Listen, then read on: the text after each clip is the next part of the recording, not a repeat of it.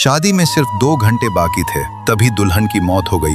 घर में मातम छा गया, लेकिन उसकी छोटी बहन ने जो फैसला लिया, उसे सुनकर पूरा गांव रो पड़ा। ये घटना उत्तर प्रदेश के मथुरा जिले की है। घर में शहनाइयों की गूंज थी, आंगन रोशनी से जगमगा रहा था और हर किसी की निगाहें उस पल पर टिकी थीं जब दुल्हन की डोली विदा होगी। लेकिन किसी को क्या पता था कि कुछ ही पलों में ये खुशियों भरा घर मातम में बदल जाएगा। शादी की रस्में शुरू होने से ठीक पहले अचानक दुल्हन की तबीयत बिगड़ गई। घर वाले कुछ समझ पाते उससे पहले ही एक ऐसी खबर आई जिसने सबको तोड़ कर रख दिया। दुल्हन अब इस दुनिया में नहीं रही थी। जिस घर में कुछ देर पहले ढोल और शहनाइयां बज रही थी, वहां अब सिर्फ चीख पुकार और सिसकियों की आवाजें गूंज रही थी। माँ अपनी बेटी को सीने से लगाकर बिलख रही थी। पिता की आंखों से आंसू थमने का नाम नहीं ले रहे थे। पूरे गांव में सन्नाटा छा गया। उधर बारात दरवाजे पर खड़ी थी। लड़के वाले भी इस हादसे से गहरे सदमे में थे। किसी को समझ नहीं आ रहा था कि आखिर अब क्या किया जाए। ऐसा लग रहा था जैसे समय ही थम गया हो। तभी दुल्हन की छोटी बहन आगे आई।